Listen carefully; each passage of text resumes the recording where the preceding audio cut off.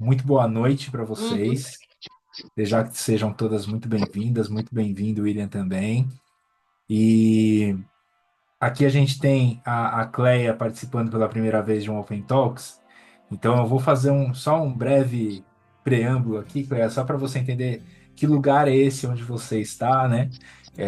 Que já me dá muito gosto que estamos todos muito à vontade, né? Já interagindo uns com os outros. Mas só para entender um pouquinho de qual que é a ideia dessa dinâmica aqui, né? Um Open Talks, ele tem essa. Ah, deixa eu baixar o meu som aqui, só para não ficar concorrendo com o Lenine, porque eu não tenho esse cacife. Gostosa a música, muito boa. Beleza. Então vamos lá, gente. Ó, a ideia do Open Talks é a gente realmente se sentir sentado em torno de uma fogueira, batendo um papo entre Uhum. amigos. Dias frios ajudam muito, muito mais nessa metáfora, né? Nos dias de calor eu sempre fico, eita, acho que essa metáfora não vai ajudar tanto, mas no dia frio é muito bom. A gente sentir que essa conversa ela flua realmente como se estivéssemos num grupo de amigos, como estamos, mas em torno dessa fogueira digital, dessa fogueira de pixels, né? E o conceito do Open Talks, ele nasce dentro do que eram os chamados Open Spaces, lá na década de 80, né, com Harrison Owen, que é a proposta de você fazer uma desconferência, assim, uma conferência aberta, né, onde quem chega participa dessa dinâmica, né? Gostei ali que a Raquel já falou, dias quentes é na beira de um rio. Excelente, é isso. A gente já fala muito sobre os afluentes de aprendizagem, então tá conectado total com isso. Vou usar essa também, Raquel. Então, a ideia dentro de um Open Talks é que a gente tem um espaço em que, como eu falei, quem estiver são as pessoas certas para estar, né? Então, a gente já começa dessa primeira dinâmica. Sejamos dois, sejamos 100, é as pessoas que têm que estar, são as que estão aqui, né?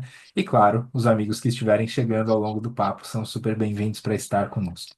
O que acontecer é o que deve acontecer. O que que isso quer dizer? Que não há julgamentos, há só troca.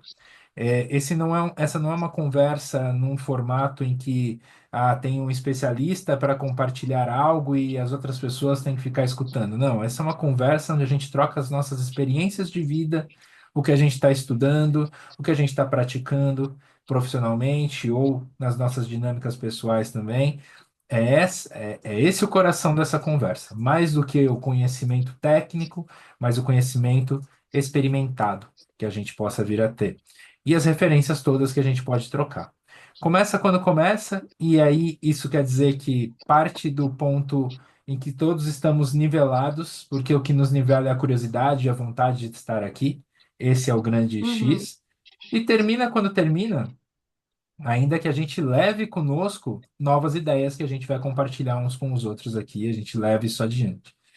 Esse evento é o primeiro evento, né, que a gente começou a fazer, né, a história dessa comunidade que começou a nascer lá em 2022, com um embriãozinho, uma sementinha ali. E é um evento que ele é bimestral, então a gente se encontra com diferentes temas, mas sempre dentro desses universos aqui da meta-aprendizagem, criatividade, tecnologia, habilidades humanas, design centrado na vida, que esse foi um conceito que eu achei muito bacana quando a Mônica trouxe no grupo, que não é o design centrado só no ser humano, mas centrado na vida como um todo, né? Isso eu acho fantástico. Então a gente vai buscando esses temas para que a gente possa dialogar dentro desse espaço e transportar esse conhecimento para dentro dos grupos que a gente tem e outras conversas que a gente possa ter.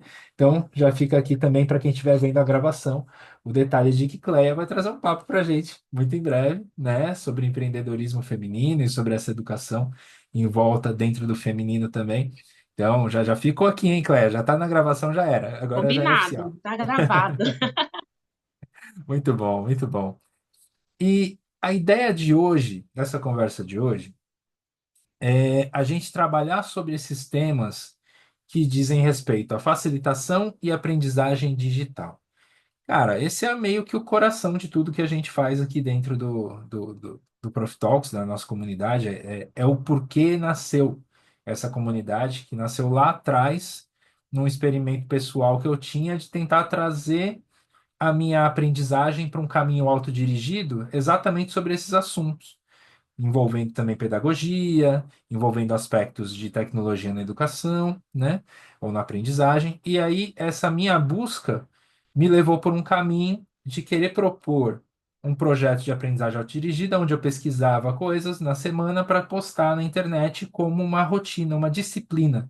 Às vezes é algo que nos falta, né? A gente tem aquele ímpeto de fazer as coisas, mas nos falta aquela disciplina. Então eu me impus uma certa disciplina ali para que eu pudesse realmente ir estudando e avançando nesses assuntos, porque eu precisava para o meu trabalho. E quando a gente chega nesse ponto agora, para essa conversa, esses dois assuntos, eles são assuntos que, enfim, a gente vai poder até fazer uma meta-facilitação aqui, talvez, uma meta-observação também do que estamos fazendo aqui. Mas são dois assuntos que eu acho que permeiam a nossa vida, não só para quem está entregando uma aula, para entregando oficialmente uma facilitação, mas também para quem está aplicando questões em reuniões.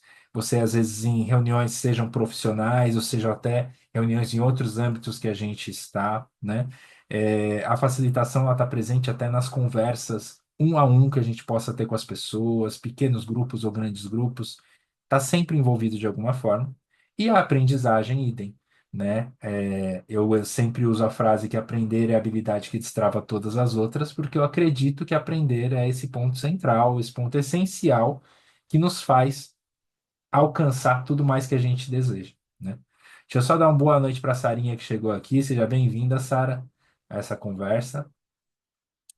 E, e então, dentro dessa dinâmica, um Open Talks é um espaço onde a gente vai conversar.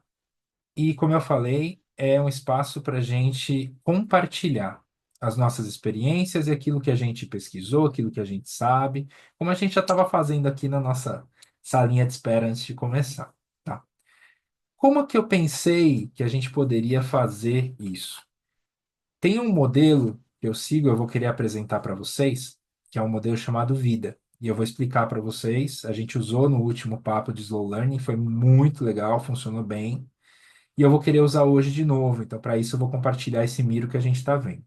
Mas antes de já começar a botar a mão na massa, eu queria ouvir um pouquinho de quem quiser falar sobre qual a tua motivação para estar num papo sobre facilitação e aprendizagem digital? Por que que você veio para essa conversa, né?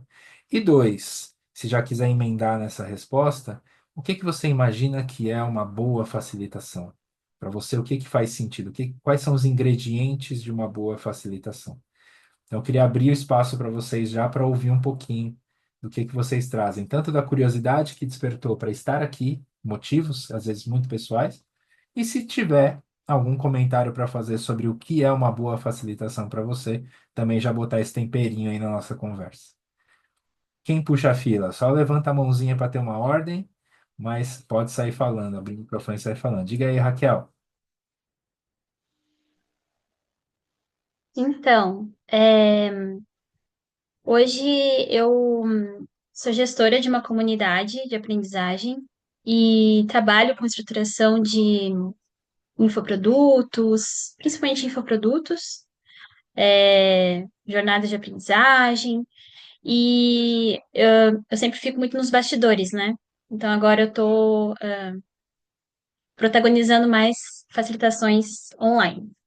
E então a minha ideia é justamente aperfeiçoar isso, essa habilidade em mim, é, saber de vocês, né? Aprender com vocês,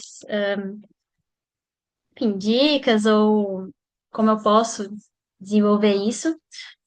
No início desse ano, eu coloquei como meta aperfeiçoar duas habilidades: pesquisa, que eu gosto muito de pesquisa, e eu faço isso, diagnósticos nas comunidades, e facilitação. E aí tá no meu CEP mais R e me chamou a Certo. atenção o convite no grupo. Então, principalmente assim, como algumas dúvidas que eu tenho, né? Algumas angústias. Como motivar as pessoas a participarem de encontros online quando a gente está tão saturado hoje, né, de telas. Eu me sinto assim porque eu fico home office o tempo todo, então eu chego Uhum. também com essa angústia.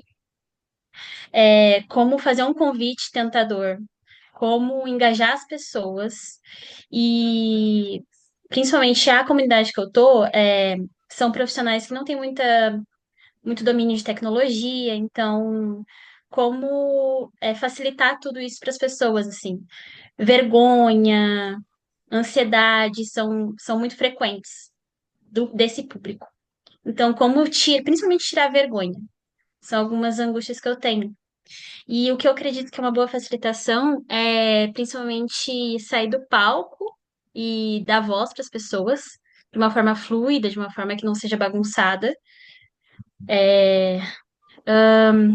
que não seja palestrinha, né? Ser uma via só e sim todo mundo participar, facilitar isso, né?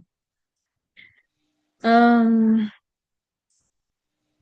e fazer com que o ambiente seja seguro, que as pessoas se sintam à vontade, se sintam pertencentes.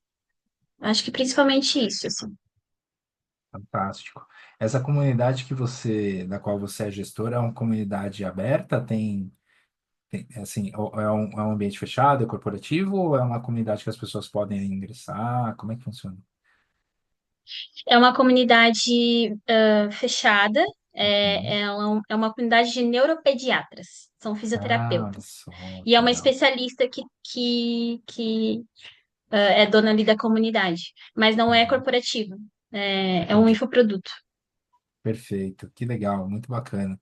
Eu me identifico muito com tanto o que você falou sobre o que é uma boa facilitação, eu particularmente me identifico com os valores que você levantou, e também com as dores, né? Acho que uma dor que é comum e que a gente vai precisar ir aprendendo e que tem momentos que a gente vai ter mais sucesso, outros não, que é essa questão do engajamento que você comentou, né?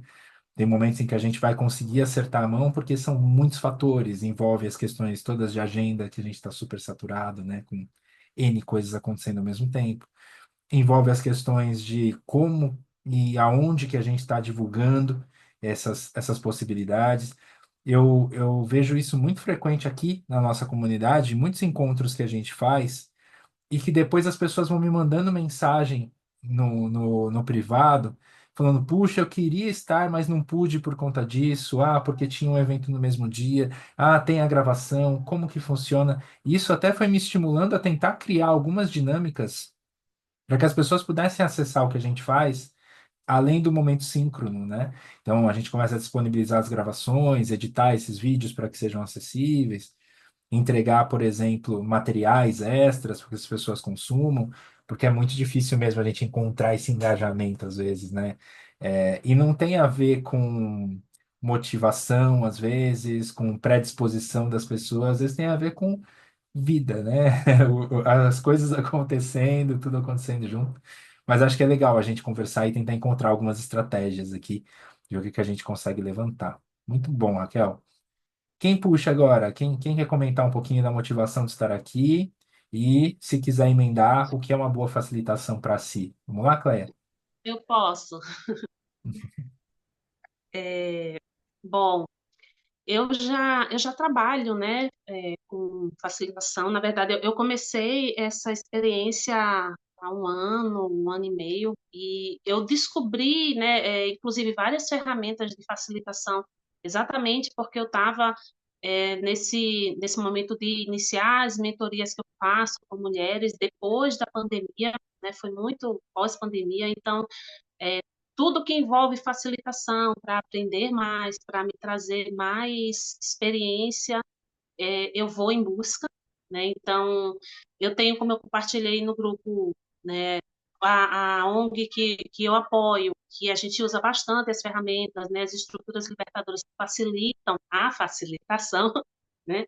Então, eu sempre estou em busca disso porque eu preciso para fluir melhor o meu trabalho e como você falou, para o que é uma boa facilitação, depois de um ano e meio apanhando muito sobre o que não, fazendo o que talvez não seja, né, a melhor facilitação, hoje eu entendo que é ajudar, né, a pessoa a encontrar o caminho dela, né? Então, em muitos momentos, quando eu estava nas minhas mentorias, que aí entra aquele dilema, né? Se você está sendo mentora no momento, você não pode ser facilitador. Se você né, tem todas essas divisões. Então, eu via muitas vezes assim, às vezes as pessoas não sabiam o caminho que elas queriam seguir. E eu enxergava caminhos incríveis, porém, quem tinha que decidir era ela, né? Então, ela precisava enxergar qual era o caminho para ela, porque era ela que ia trilhar esse caminho. Então, por mais tentador que fosse mostrar um caminho incrível, eu não tinha talvez esse direito, né? Porque não seria eu a pessoa que ia, né, nessa caminhada.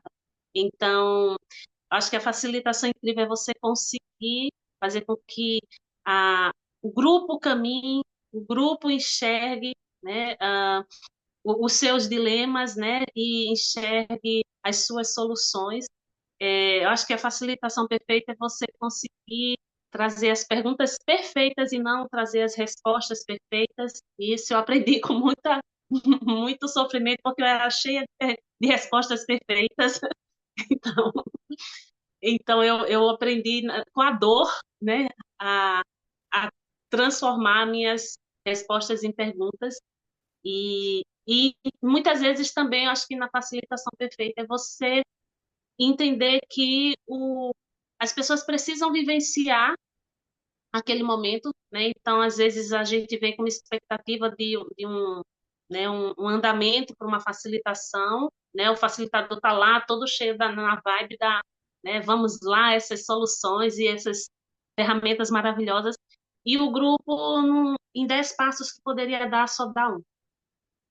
E você entender que aquilo é o que eles conseguiram e já é grande para aquele momento, né? Então, acho que essa é a facilitação perfeita. Acho que é isso. Legal. Pô, Cléia, você falou várias coisas que me chamam bastante a atenção. Dentre elas, eu queria depois te ouvir um pouquinho sobre essa relação que você falou do facilitador e do mentor, né? Quais são as Uhum, características desses papéis? Acho que é legal a gente ter essas percepções, né? Para ir uhum, ambientando o nosso raciocínio. E esse ponto final que você trouxe principalmente desse aspecto às vezes você prepara 10 passos, como você disse, mas as pessoas só podem caminhar um, e que é o que faz sentido. Eu lembro que eu usava uma analogia com professores na época que queriam passar muito conteúdo para os alunos, mas eles não respeitavam talvez esse tempo, né? E o que eu falava uhum, para eles era assim, cara, se você pegar um daqueles suplementos alimentares, que eles falam de A a Z, né? Vitaminas ali e tal. uhum, aham, Tem um por dia para você tomar daquilo lá, que são 30, né? Então é um por dia no mês para você tomar uma cápsula daquela. Se você tomar tudo de uma vez, além de talvez faça mal, mas vamos pensar que não fez mal, na pior das hipóteses, ou na melhor nesse caso, vai sair na urina. Ou seja, não foi absorvido. Aquilo vai passar uhum, e vai embora. Então, às vezes a gente quer no papel de facilitador, realmente tem essa expectativa, eu vou passar um montão de coisa aqui. Mas não é isso, né? É sobre o que é absorvido, não sobre o que é entregue, né? A gente uhum, pode só jogar sem que exista absorção, né? Então, esse é um ponto que sempre se destaca, assim, no que eu penso, na forma de facilitar, que isso tem que tá evidente, tá, presente ali, né? Sempre muito destacado. uhum. E aí, você quer dar só essa pinceladinha depois entre mentor e facilitador para deixar claro para todo Sim, mundo, assim? sim, sim. E, inclusive, foi onde eu sofri muito no início, né, quando eu comecei apoiando, né, facilitações de grupos, porque com a mentoria, vou te dar um exemplo, eu trabalho com mulheres que estão querendo abrir os seus próprios negócios, e a gente sabe que no Brasil abre-se mais ou menos uns 4 milhões ano, mas você tem aí um fechamento também de quase 3. Então, abrimos muitas empresas, mas existe muita falência também. E exatamente a falta do preparo, conhecimento, do caminhar correto, que às vezes faz com que o negócio feche. E isso rápido, 1 ano, 2 anos, né? E quando a gente fala do pequeno negócio, você está falando de pessoas que muitas vezes pegaram uma moto e vendeu para abrir o seu negócio. Pegou a sua poupança e vendeu para abrir o seu negócio. Então, como mentora na área de empreendedorismo, eu me sinto no dever de deixar muito claro que você precisa ter um caminhar muito preciso, muito sólido, muito certeiro para que você não caia nisso. Porque não é só uma perda financeira, mas às vezes é o teu sonho todo, é toda a tua vida, é uma reserva de uma família que você pegou, de uma mãe, de um pai. Então, eu sou muito focada em, tô com mentoria, você é minha mentoranda, então você vai dar o caminho, o passo certo. E isso é o meu foco, é o meu propósito, pensando principalmente nessa questão. Então, às vezes você não está preparada para tal caminho, e também a gente tem um limite, porque tem aí, normalmente são 4, 5 encontros, né? Então, nesse período eu vou, nem que seja descer de goela abaixo, digamos assim, essa informação para que você possa dar esses passos para que o seu negócio possa andar. E muitas vezes, se você não, eu perceber que você não está digerindo, eu te dou um empurrão. Se amiga, tu vai, né? Eu chego na real e falo, então, vai querer fechar, vai querer falir, dou aquele, né? Aquele choque nela, usando todo, às vezes, muitas vezes, o meu conhecimento. O que ela não tem, eu vou lá e faço. Olha, amiga, é assim, ó. Você tem que fazer assim, senão tu vai falir aqui, tu vai perder o teu investimento aqui, vai vir a frustração.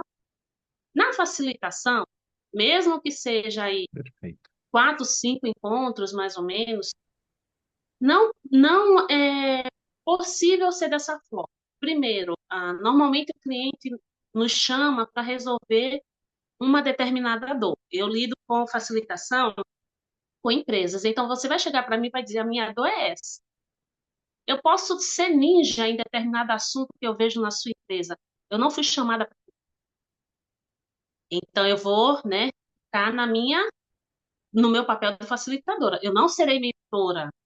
Eu não serei mediadora de conflito. Posso ser a melhor mediadora do planeta. Você não me chamou para isso.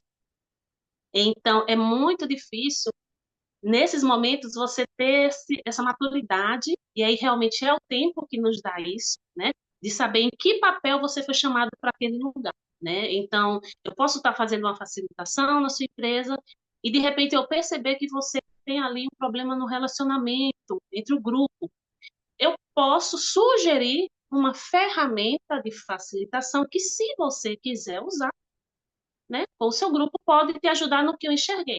Mas eu não vou fazer essa aplicação, eu não vou entrar, até porque eu não sei se você quer mexer nessa questão, né? Então, o facilitador, ele tem muito esse... É um pouco sutil, sabe? É um pouco Uhum. sutil, isso a maturidade vai nos dando. Então, hoje, até mesmo nas minhas mentorias, eu uso um pouco da facilitação para sentir também, permitir que a pessoa vá desenvolvendo o seu aprendizado. O Sim, nosso drama, às vezes, é exatamente o tempo, certo? Nós temos pouco tempo, então a minha mentoria ela não pode ser eterna, né? claro. Mas é São legal 5 encontros. isso é legal que você está trazendo essa diferença, porque as técnicas a gente pode utilizar, mas o fim é diferente. O fim de um é você deixar chegar no lugar onde aquele grupo se predispôs, ou não se predispôs, mas se permitiu chegar. E no outro, Uhum, tem que chegar no lugar sim ou sim. Né? Então, essa uhum, diferença, as técnicas a gente pode até intercambiar, misturar, mas são objetivos bem distintos. Achei bem legal que você trouxe assim. uhum. Muito bom, Cléia. Bacana conhecer dessa forma o teu ponto de vista. Até anotei aqui, porque vou refletir a respeito também. Gostei, gostei muito. Acho que o William estava com a mãozinha Obrigada. levantada Eu também, coloquei um pouco William? assim, né? Mas tem né, todas as teorias das diferenças, Sim, mas na prática é isso. sim, perfeito. E é isso que é o gostoso, a gente sentir na prática como é que as coisas estão acontecendo. Muito bom. Diga, meu caro William, o que é que você traz para a gente hoje também, querido? Olá, gente. Desculpa eu não ter falado boa noite mais cedo, mas eu estava tentando equilibrar, fazer um malabares aqui, mais de um compromisso ao mesmo tempo, mas não perdendo a oportunidade de estar com vocês, tá? Tava com saudade de estar por aqui. Obrigado, Então, cara. respondendo a sua provocação, Cés, interessante, inclusive pegando carona até na fala da Raquel, que eu achei extremamente valiosa. Esse clima onde a gente se sente à vontade para aprender, normalmente é o espaço onde a gente se sente à vontade para se expressar. Então, a partir do momento que quem está moderando, quem está conduzindo, entende que as pessoas estão construindo as suas próprias histórias com aquele evento ali no presente, e eles podem alimentar aquela experiência com as suas próprias histórias. E aí, se não houver essa segurança psicológica para que eles possam se expressar, e se os espaços não forem divididos de maneira igualitária, democrática, para que cada um tenha, no devido tempo, o seu espaço para poder falar de si, falar da sua própria história, e para que essas histórias não possam ser misturadas, dificilmente vai acontecer um aprendizado, dificilmente o mentor, o que o guia, o professor preparou, vai acontecer. Ele pode até falar durante um tempo, pode até expor, fazer barulho, fazer a entrega, mas as pessoas não recebem, né? Você coloca a entrega na porta da turma e ninguém bota a encomenda para dentro. Então, assim, eu entendo a aprendizagem desse ponto de vista. Clima adequado, liberdade e tranquilidade e segurança para as pessoas se expressarem enquanto estão aprendendo, né? Então, eu que estou ouvindo a história da Cléia, eu que estou ouvindo a história da Raquel e de todo mundo que está aqui, de Sara e César, eu somo essas experiências e por causa dessa liberdade de todo mundo falar do que está sentindo, a gente aprende a sentir de outras formas e a vencer e a liderar e a superar desafios, porque a gente somou, né? A gente polinizou essas possibilidades. Então, sem me alongar mais, eu queria contribuir dessa forma aí. Obrigado pela oportunidade Fantástico. e para você estar de volta com vocês aqui. Ah, a gente que agradece você estar aqui, que bom que você conseguiu, porque você sempre traz coisas maravilhosas para a gente aqui, cara. Obrigado pela todas as contribuições que você sempre traz. Não sei se a Sara escreveu que estava em deslocamento, né? Então ia ficar mais escutando hoje. E super bem-vinda essa participação também, Sara. E deixa o aluno aqui também, se quiser falar, a hora que quiser falar, é só abrir o microfone e sair falando, para a gente colaborar uns com os outros aqui. O que eu queria propor para Eu vocês na sequência. Oi, acho que a tive Luna. problema. Ah, tá Tá tão me baixinho, ouvindo? Luna. Agora melhorou um pouquinho, estava É, muito baixinho. Diga aí. eu tô com problemas na minha luz aqui, tive que sair com o outro ali. Mas só para contribuir, assim, tô achando maravilhoso estar participando disso tudo. E eu, nessa questão de mediação, trabalho muito com reuniões também corporativas e estou aprendendo cada vez mais. Antes eu não fazia muito isso, né? Mas seria isso, assim, poder fazer uma mediação mais leve, posso falar assim, né? Porque além da apresentação como um todo, e também a entrega, que é muito importante, né? Chegar numa resolução, assim, com todos, e que seja uma, não só pela reunião, mas também que todos possam contribuir e absorver o assunto em si, né? Então, estou aprendendo bastante aí, agradeço a contribuição de cada um. Obrigada. Legal, obrigado. A gente que agradece, Luna. Você falando, eu queria comentar uma coisa só sobre reuniões. Eu vi um post hoje em dia, hoje de manhã, que falava sobre o custo das reuniões, que às vezes a gente não se atenta a isso, né? A gente marca a reunião, principalmente no meio corporativo. Você marca a reunião, mas você não se atenta a quanto que aquela reunião efetivamente custa em horas, né, das pessoas que estão ali.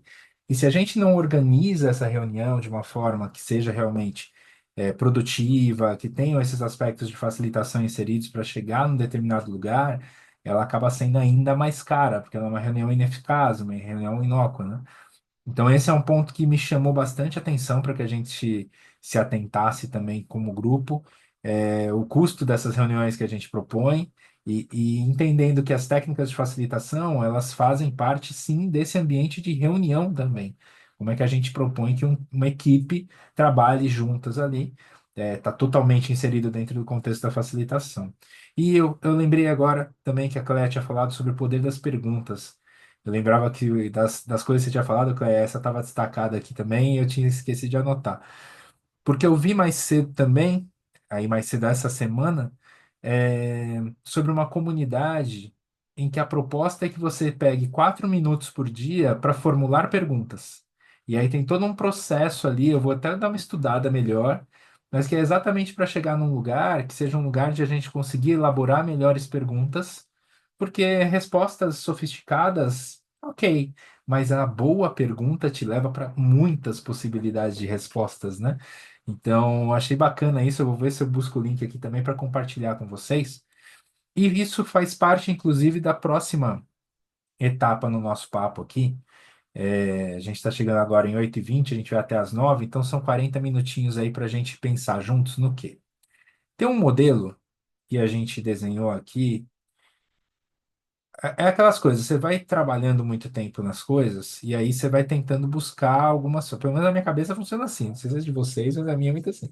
Você vai buscando padrões de como você vem fazendo as coisas, de como você vem identificando que são possibilidades, mapas pelos quais a gente pode percorrer nas diversas coisas que a gente quer fazer.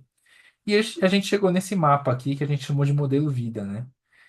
Que ele se baseia nessas 4 instâncias para que a gente possa aprender algo especificamente. Mais um modelo autodirigido, né?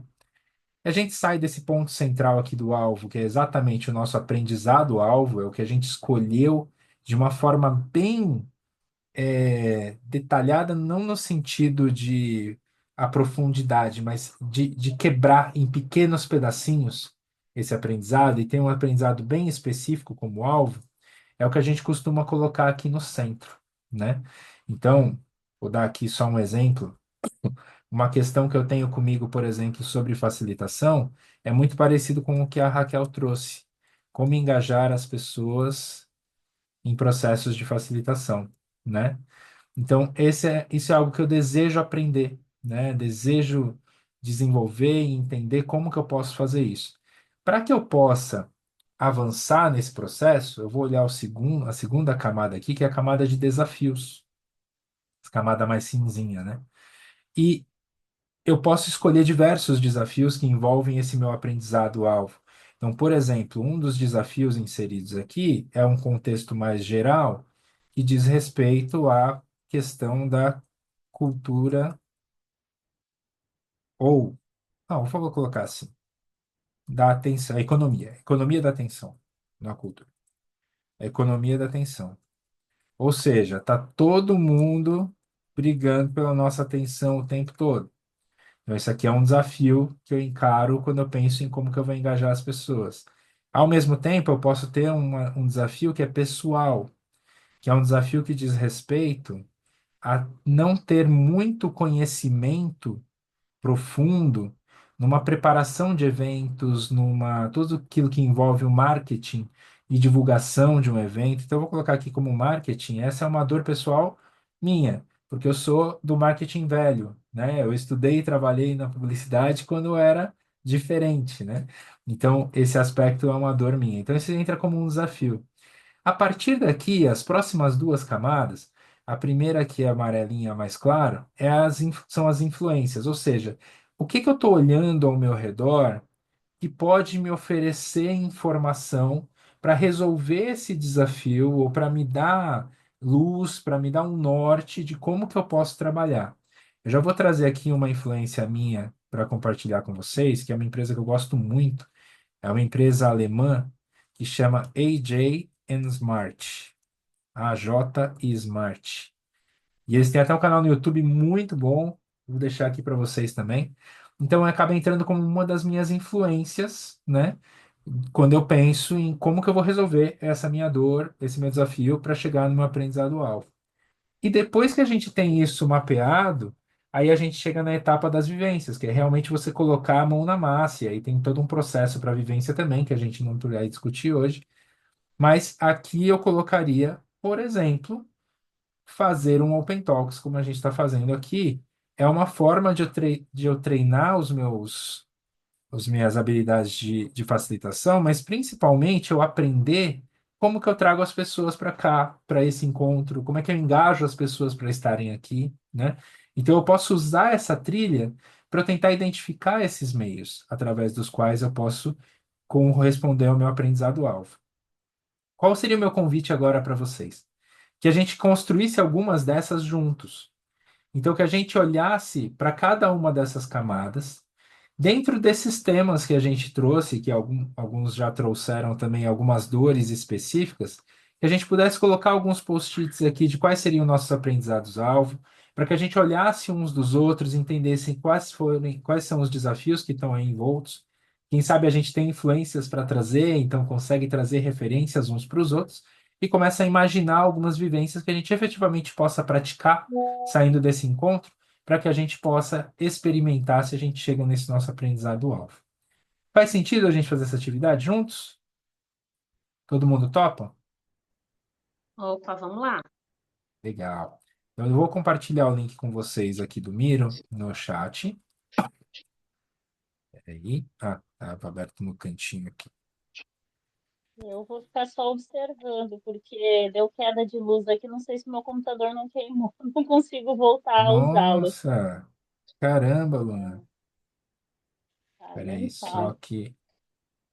Não, eu espero que não tenha queimado nada aí, não. Que seja só temporário, que já volte, mas sem problema, você vai acompanhando conosco aqui. Ó, para quem vai poder entrar, o link do Miro tá agora ali no chat. Me avisem se vocês conseguem entrar, se está funcionando. Peraí, acho que eu tenho que trocar um detalhe aqui. Não, peraí, acho que eu mandei o link errado, gente. Só um segundo. É esse de baixo que eu mandei agora. De cima vocês não iam conseguir entrar, não. Até se eu consigo deletar ele para não atrapalhar aqui. Pronto. É esse segundo que eu compartilhei.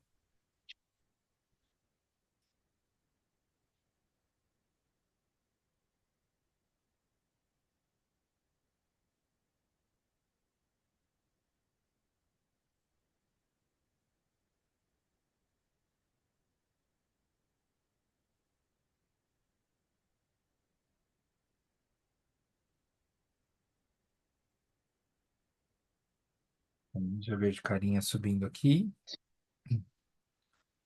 Roteirista visitante já entrou. Agora o cineasta visitante entrou também. Vou ver se eu consigo entrar, mas se não, vou pedir a você a gentileza. Até acho que a Luna também, né, Luna? Da gente poder ir falando e ele vai anotando, né? Claro, sem problema algum. Então Não vamos lá, sei se a algumas Luna pessoas consegue aqui, falar aí, mas mas esse consegue entrar, Cleia, se não, eu faço exatamente esse eu processo que estou você tentando falou. aqui, mas eu acho que eu não sei onde colocar, mas eu acho que esse processo que você fala, nós precisamos humanizar, né? Uhum. Humanizar.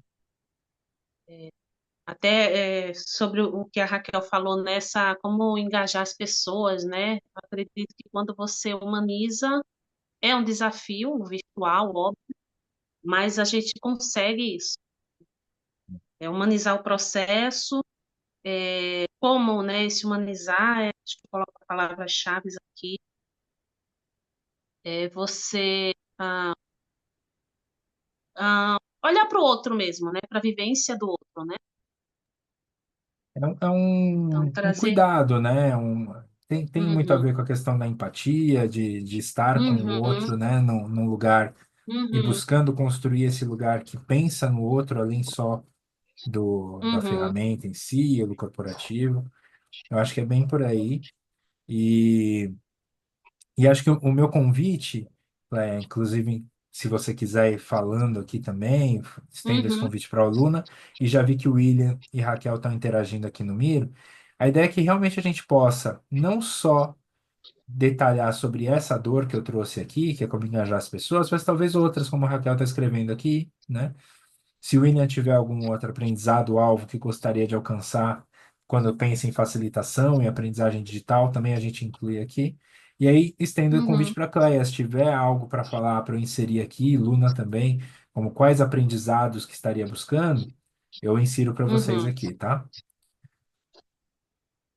Ó, a Raquel já incluiu aqui um como gerar pertencimento com as facilitações. Isso bem interessante também. Inclusive também a Sara, que está aqui só no deslocamento, se quiser mandar no chat, Sarinha, e eu anoto aqui para a gente também, fica à vontade da mesma forma, tá? Então vamos lá, Cléia, você quer comentar algo sobre algo que você ainda gostaria de aprender sobre facilitação nessa tua jornada, algo específico para a gente inserir aqui? Ou gostaria de comentar sobre alguma desses dois aprendizados alvos que estão aqui? E Aham. aí Eu deixo acho também o que convite para os esse como demais. engajar as pessoas, né, que é o da Raquel, eu tive uma experiência, como eu falei, que exatamente lá na pandemia, onde eu trabalhava só com presencial, né? Então, eu era líder de equipe de revendedoras, porta a porta, né? Então, elas só trabalhavam com presencial, levando o material de trabalho na casa das pessoas, deixando a revistinha e tal. E os nossos eventos também eram presenciais, onde era uma festa, né? Ia no evento, ia 100, 150 mulheres, era uma loucura, né? Então, quando veio a pandemia, nós levamos aquele tombo, porque a empresa que eu trabalhava, ela tinha aí quase 1.500.000 revendedoras presenciais no Brasil. E essas mulheres, elas não estavam acostumadas com o digital. Elas estavam acostumadas a ir até a casa da cliente, ir até o trabalho da cliente, fazer o pedido, levar o produto. E essas mulheres, elas não sabiam o que era o WhatsApp, elas não sabiam o que era um link, o que era um PDF. Então, nós tivemos que ensinar o digital, nós tivemos que digitalizar pessoas, né, digamos assim. E foi um processo muito sofrido, porque precisou realmente ser um processo humanizado, né? Já era um sofrimento nós não podermos sair, né, da nossa casa, e você aprender a vender no digital, no celular, algo que você não sabe nem mexer, né? Como fazer essas pessoas não desistirem, né, da venda? Como fazer essas pessoas continuarem animadas? E aprendendo ao mesmo tempo, porque a gente está falando de muitas senhorinhas até, né? Mulheres que, né, tinha 30 anos de venda, né, que nunca mexeram no aparelho. Então, a humanização nesse processo foi fundamental. Ah, foi nesse momento que eu também aprendi, fui estudar andragogia, que é exatamente o ensino do adulto, né, a valorizar o conhecimento que o adulto traz da vida dele, entendendo que eu não posso pular essa etapa, eu preciso respeitar, conhecer e envolver esse aprendizado, foi fundamental para mim, e foi o que foi possível fazer esse engajamento dessas pessoas. Imagina 1,5 milhão de pessoas, né? Para você manter esse público fiel, né, trabalhando, porque não era CLT, era só parceiras, né, representantes ali autônomas, então elas podiam dizer tchau. E foi um momento muito difícil, onde esse como engajar pegou, porque o virtual ele pode ser muito frio, né? Então, aquecer isso, né, é muito desafiante, né? Eu estou falando de 5 anos atrás, a gente ainda vem com a mesma pergunta, né? Como Sim. engajar, né? E que parece 5 anos é muito tempo, é pouco, né? Principalmente porque é tudo muito novo. Mas eu acho que é interessante o que você comentou sobre essa necessidade de letramento, né? É uma dor. Uhum, E eu vi recentemente também uma expectativa das habilidades para o futuro em 2030 do World Economic Forum, e o letramento digital está lá. E hoje a gente pode uhum, estar discutindo muito mais também essa questão do letramento digital, envolvendo, por exemplo, inteligência artificial, como é que isso está uhum, incorporado num processo de letramento digital, mas principalmente esse aspecto do letramento digital humanizado, né?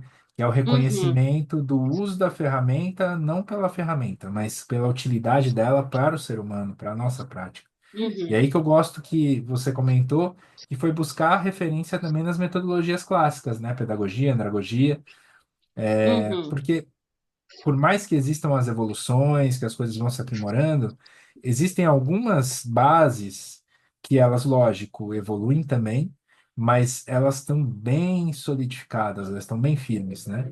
E que a gente pode também, na minha trajetória, passei por isso também fui estudar pedagogia, andragogia da mesma maneira, e isso me deu uma base bacana para eu depois pensar o que eu coloco por cima, né? Quais são as iniciativas novas que eu desenvolvo a partir daí. Então, acho que é, eu, pode parecer meio óbvio falar que a gente deve buscar essas metodologias, mas também, por outro lado, existe alguma resistência recente de você olhar para aquilo que é clássico e falar assim, não, isso aí já não cabe mais no mundo como é hoje. Na verdade, o mundo tem as suas camadas, e essa camada pode estar superficial a algo mais profundo que envolve essas metodologias também, né? Por isso, é importante incluí-las aqui. Que mais, gente, que vocês enxergam aqui dentro desses aprendizados-alvo que estão gerados aqui, ó, como gerar pertencimento com as facilitações, como sensibilizar as pessoas sobre o valor de suas experiências no aprendizado e de outras pessoas, no aprendizado de outras pessoas. O que que vocês enxergam mais aqui? Vamos falar um pouquinho sobre esses desafios englobados nesses três aprendizados aqui, né? Então, a gente tem, por exemplo, o cansaço de telas, né? A necessidade de valorização do presencial, mas às vezes a gente não tem como, né? Então, a gente está falando de algo que seja efetivamente online, então, como que a gente quebra um pouquinho disso? Eu tive uma experiência, o William, inclusive, estava nessa, que a gente fez um CLEX, que era sobre o hobby como um artista, e o CLEX é um clube do livro expandido, então a gente expande um livro, a gente expandiu esse livro, e uma dos capítulos do livro, ele fala exatamente sobre você ir para o analógico, ir para o offline, né? Só que a gente estava numa sessão online e precisava trazer essa perspectiva do offline, né? E eu lembro que a gente pensou aqui e propôs uma atividade em que realmente pedia para que as pessoas fossem buscar dentro das suas casas objetos, então, para que elas andassem pelas casas e buscassem esses objetos, depois que elas escrevessem sobre esses objetos no papel, fazendo ali também uma dinâmica. E, cara, foi muito legal, assim, o resultado, sabe? O retorno. Porque tinha uma certa quebra de expectativa ali, porque a gente estava num ambiente totalmente online, mas que eu acho que é uma preocupação que a gente precisa ter no online com essa questão do cansaço, da disposição que as pessoas possam estar, né? Sessões que às vezes são muito longas, e a gente nem se dá o tempo de falar, vamos levantar, vamos, né, caminhar um pouco, esticar as pernas. A gente fica numa certa etiqueta do vídeo também, que às vezes é isso, de ficar todo mundo encaixotadinho aqui. E quando você fecha a câmera, às vezes eu faço isso. Numa reunião longa, eu fecho a câmera para me esticar, para levantar mesmo. E se isso é proposto pela facilitação, para uma facilitação longa, eu acho que começa a chegar nesse lugar de segurança, nesse lugar de cuidado, que pode ser uma chave para que a gente conquiste esse engajamento também, né? Esse respeito pela dor ou pela só a necessidade específica que a pessoa pode estar tendo ali, né? O que mais que vocês pensam sobre esses desafios? Alguém quer comentar alguma coisa que lhe chama a atenção? Alguma experiência das coisas que estão aqui ou outras? Agora aqui também para Ah, Raquel, para diga, Eu, Raquel. eu, eu não sei quem é que colocou interesse no storytelling alheio, mas me chamou a atenção, porque até eu ia colocar influências. As influências que eu lembrei, assim, são de facilitadores ou experiências com uma narrativa.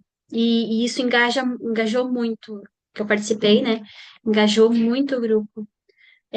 Mas são sempre referências com uma narrativa muito forte, com um tema.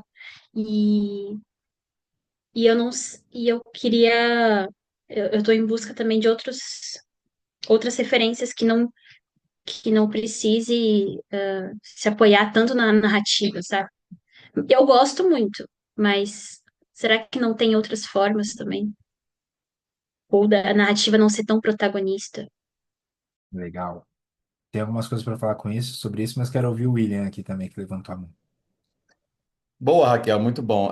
Foi eu que comentei, e o César me conhece, eu sou um defensor do poder do storytelling, até porque ele é mais antigo do que a própria a espécie humana, né? Então, assim, o ser humano ele vem contando histórias para sobreviver e manter as pessoas unidas e colaborar e conectar e fazer as coisas acontecerem historicamente.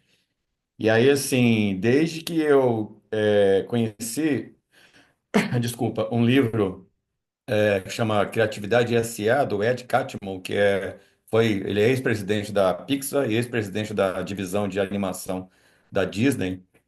E ele falando sobre o Brain Trust, que é uma técnica que eles usam desde os anos 80, que deu início ao processo de criação, que eles usam até hoje para poder criar os grandes sucessos de cinema que eles têm e encantam gerações. Então, assim, essa forma de não somente trazer ideias boas, mas permitir que todo mundo participe desse processo e que as suas próprias experiências de o storytelling não é falar sobre ficção, é pegar elementos da história das pessoas que estão na sala e tentar fazer sentido no roteiro.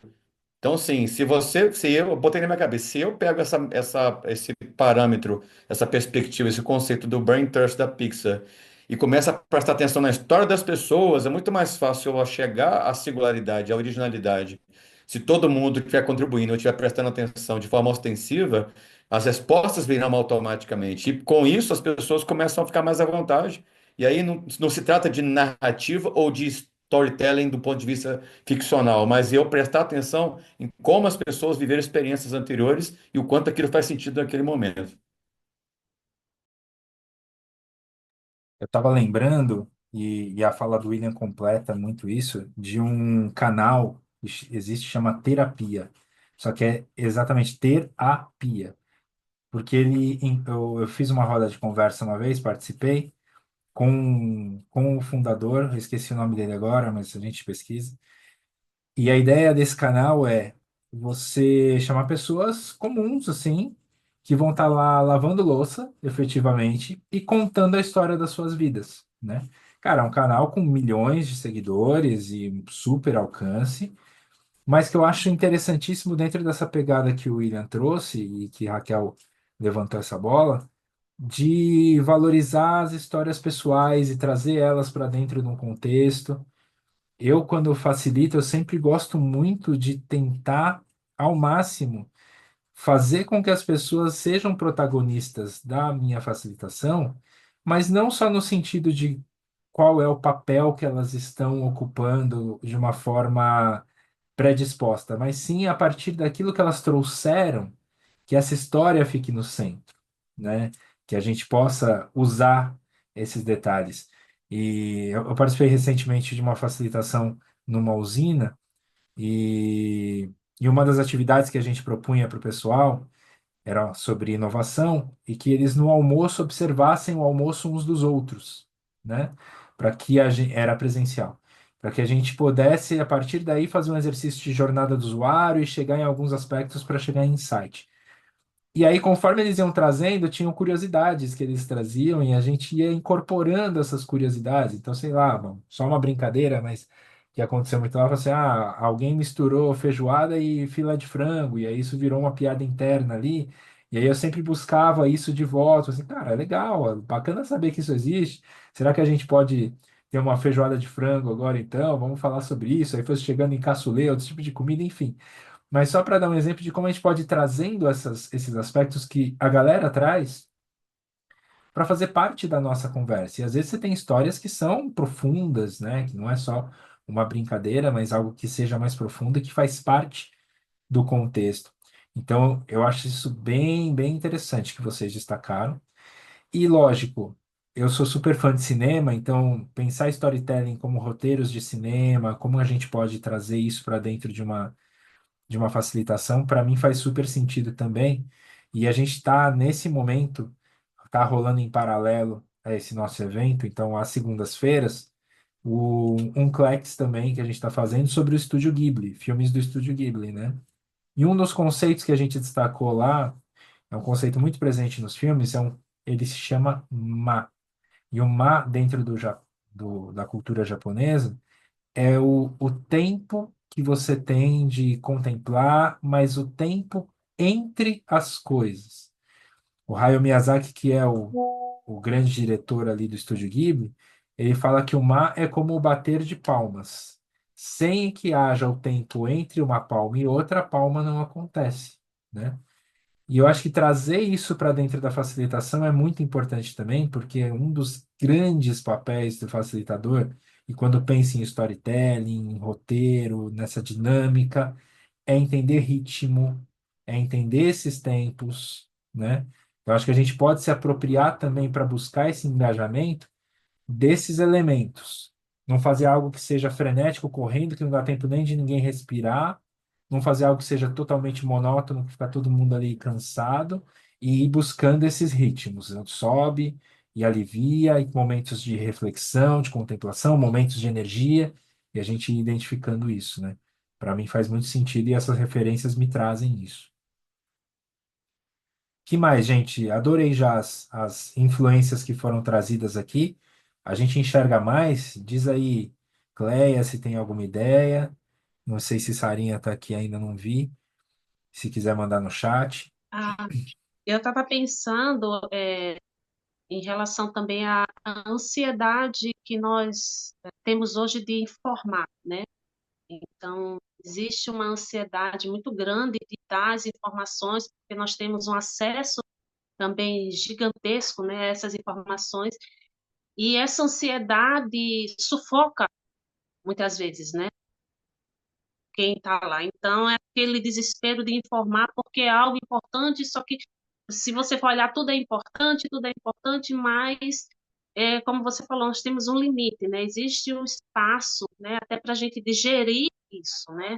O nosso receptor digerir isso. Então, nós, na ansiedade de informar, estamos atropelando tudo, não estamos nem dando tempo do outro ler.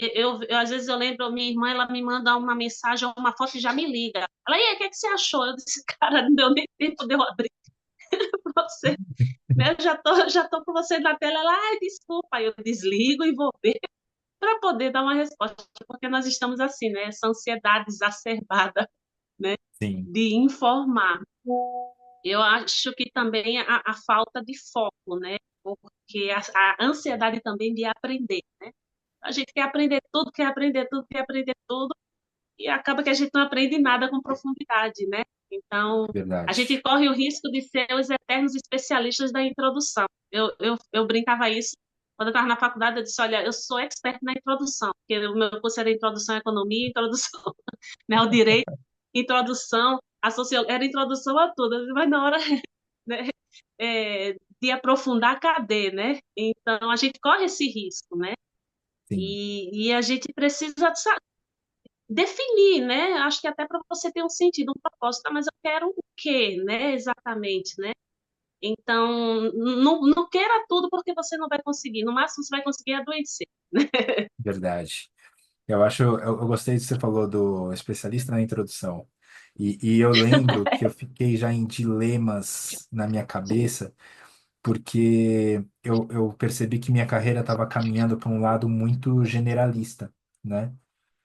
E eu lembrava de uma expressão que um amigo sempre falava, e era em inglês Jack of all trades, Master of none. Então seria como se fosse o especialista em diversos truques, ou melhor, o Jack é como se fosse o comum, assim, né?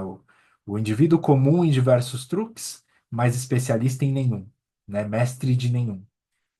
E aí isso ficava na minha cabeça, falava, cara, isso é um problema, eu precisava me aprofundar em algumas coisas.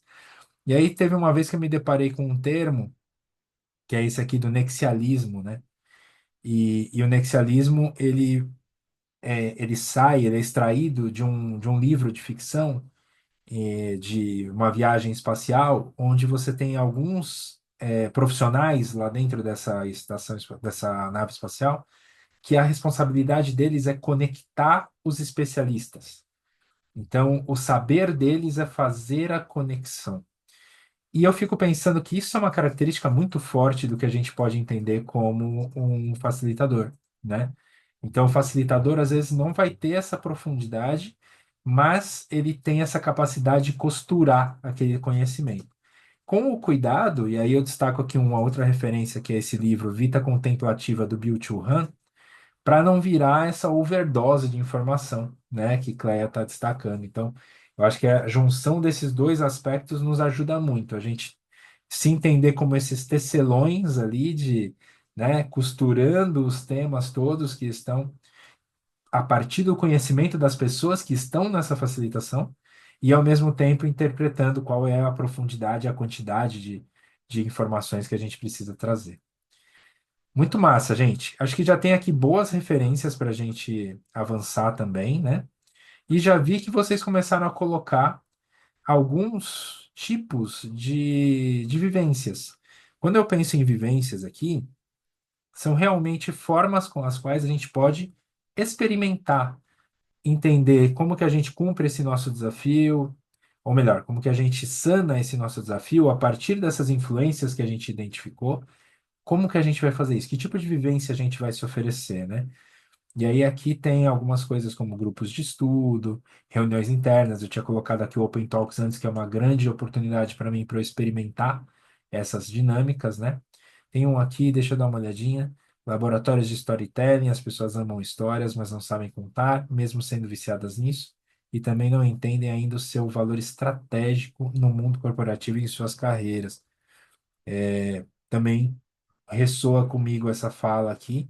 Queria ouvir um pouquinho de vocês. Que tipo de vivências vocês estão enxergando, né? Quando vocês colocam grupos de estudos, é você facilitar um grupo de estudos ou é ter mais grupos de estudos para falar sobre isso? As reuniões internas é praticar dentro da corporação? Como é que vocês enxergam que a gente pode vivenciar? Que outros tipos de vivência a gente pode ter? Diz aí, William. Então, essa proposta do grupo de estudo, e entendo que todo mundo aqui, quem escreveu, deve ter simplificado para facilitar o entendimento. E deve estar conectado diretamente a essa primeira proposta aí, que foi até eu que escrevi também, mas assim, todo mundo que está aqui na sala sabe muito bem que a gente, qualquer ser humano, aprende melhor com storytelling, né? A gente tem storytelling na religião, a gente tem storytelling na política, a gente tem storytelling na economia. A gente passa o dia inteiro escutando histórias para não justificar, mas para poder facilitar o entendimento, né? A gente tem os contos de fada, que são arcabouço para conduzir pensamento, ideologia, entretenimento, fazer as pessoas dormirem, fazer as pessoas trabalharem, fazer as pessoas deixarem de fazer determinadas coisas, ou seja, a nossa vida, eu sempre falo que vida é storytelling, storytelling é vida. A gente um copia do outro eles se retroalimentam. E aí, o Cés e queridos companheiros aqui de aprendizado noturno e de fogueira digital. Se a gente traz esse storytelling para dentro desses grupos de estudos, transforma a possibilidade. Eu lembro quando eu estava na sétima série, o professor Pedro, ao invés dele ficar lá na frente dando aula para um grupo de gente enfileirada, uma cabeça atrás da outra, ele dividia os grupos, a gente passava o ano inteiro, a cada bloco de trimestre, fazendo Olimpíadas intelectuais ali, a gente estudava temas para os grupos interagirem em competições. Então a gente estudava para poder garantir que o time contrário não, que o outro time ia ter que ia passar perto com as nossas perguntas, com as nossas dinâmicas, com os exercícios que a gente criava, e ao mesmo tempo a gente estudava muito para não passar vergonha com o que o outro propusesse para a gente. Então, assim, eu lembro com muito carinho dessa época. Tinha competitividade? Tinha. Mas eu lembro muito, com muito carinho desse processo. Então, eu acredito que o storytelling, ele não precisa ser a capacidade de, contar, de inventar, criar ficção, mas gostar do que o outro pode oferecer nas experiências que ele teve. Então, eu acho que é isso que a gente pode, e é um foco para a gente trabalhar também dentro dessas propostas de aprendizado. Excelente, cara. Você falando me deu uma ideia aqui de talvez a gente. Porque esse assunto, facilitação, eu acho que é um assunto que vai despertar ainda bastante interesse da galera em diversos momentos. A gente podia fazer algumas sessões em que a gente experimenta diferentes tipos de processos, técnicas. Igual a Cleia estava falando sobre as estruturas libertadoras, tem diversas formas ali, acho que são pelo menos 30, né, diferentes estruturas que a gente pode Já praticar, estão em né? 60. Ah, olha só, tô bem defasado. Então, a gente tem ali como experimentar essas várias, né? E outras tantas, além das estruturas libertadoras, que a gente faça encontros e fala assim, cara, hoje a gente vai trabalhar com essa técnica aqui e vamos experimentar ela entre nós. E é meio que uma meta-facilitação. A gente faz isso para entender os processos de facilitação dentro disso. Foi uma vivência que me ocorreu aqui que pode ser algo interessante que a gente se propõe a fazer, né? O que mais que vocês trazem? A gente tem mais 6 minutinhos para esgotar nosso tempo aqui, gente. Olha, eu queria colaborar com uma experiência que nós fazemos, né, e também que eu aprendi bastante no curso de estruturas libertadoras que eu fiz, que é principalmente facilitadores novos, né? É muito bom você ter o facilitador e o co-facilitador. Então, o facilitador fica ali focado, né, em fazer realmente o processo de facilitação que foi planejado, e o parceiro fica observando o ambiente, né? Para sentir, né, exatamente o que até a Raquel falou, né? Como é que eu sei que eu vou engajar as pessoas? Então, fica aquela pessoa que fica ali tipo, na varanda só observando, né? Como é que está, né, aquela linguagem corporal das pessoas, como é que está os olhares, como é que está o engajamento, tem um que já está dormindo, tem um que já está querendo pular na tela para esganar o pescoço do outro. Então, ter um parceiro nessa principalmente no início, ajuda para você sentir o ambiente e você, depois disso, poder trazer para uma outra sessão, né, algo que seja mais real para o grupo, né? Então, trabalhar em parceria sempre é melhor nessa, né, cada um na sua missão. Show, show. Acho que faz super sentido. E ter esse duplo papel também, além de você estar co-facilitando, observando o todo do entorno, mas também a prática do facilitador ali. Acho que é uma experiência interessante também de você atuar como um co-facilitador também para ir Uhum. absorvendo um pouco dessa técnica, né? Bem legal. Que mais, gente? Raquel, quer trazer algum comentário? Ou também abro aqui se já quiserem trazer comentários finais aqui para o nosso encontro, que vai chegando às 9. Eu quero dizer que eu adorei o encontro. Me vieram vários insights, eu estava anotando aqui. Adorei que a Cleia trouxe, o William, o Cés. É, Fiquei pensando no teatro também. Quero muito fazer teatro. Eu acho que é uma forma de desenvolver essa habilidade, né? A gente acaba usando, né? Na facilitação. O storytelling também me chama muita atenção, assim, essa visão de usar as histórias das pessoas, realmente se interessar, né, acaba envolvendo a pessoa no encontro. E acho que, no fundo, é, a gente se interessa muito com o storytelling porque usa muito da emoção, né? Então, acho que o teatro, o storytelling, né, de forma geral, acho que mexe com a emoção. Acho que isso faz com que as pessoas se engajem e se sintam seguras. E até, acho que o que tu trouxe de cocriação, é, laboratório, né? Isso. Eu acho que é legal até para ver quem é que quer se voluntariar, porque, por exemplo, a Cleia vai fazer um encontro, e aí quem quer cocriar com ela para aperfeiçoar no storytelling ela para usar metodologias ativas. E aí a gente pode ir vendo quem é que quer desenvolver alguma habilidade naquele encontro, né? E aí casar, assim, unir essas pessoas. Eu quero muito desenvolver Já te storytelling. convido, hein, Raquel? Isso é bem Bora, legal, bora, Raquel. Puxa, Já bora. te adorei essa convido. ideia. Cadê a Luna, se quiser? O William também. Bora todo mundo Então, fazer um tamo junto. lab. Mas é Adorei isso, eu isso. agradeço pela oportunidade. Eu vou anotar aqui, porque assim, me corrija se eu não entendi bem, mas me trouxe a seguinte referência. No caso da Cleia, por exemplo, vai fazer uma facilitação, mas a gente pode ter um encontro prévio, que seria o encontro de construção daquilo que ela vai fazer. Cara, isso é maravilhoso. Baita ideia, Raquel, adorei. Adorei mesmo. Ô, Topa, César, Cleia, a vou gente fazer aproveitar. esse primeiro. Desculpa, William, mas só. Cleia, topa a gente fazer esse piloto contigo? Topa. Então, legal, boa, Topa, a gente topa. Nós boa. topa. Diga aí, William. E a Raquel já foi com tanta propriedade que a Cleia vai fazer, a gente já faz uma cocriação. Adorei. Bora trazer uma versão Pocket depois, o Cés, lá que já tem muito tempo que eu já fiz uma experiência no Open Talks.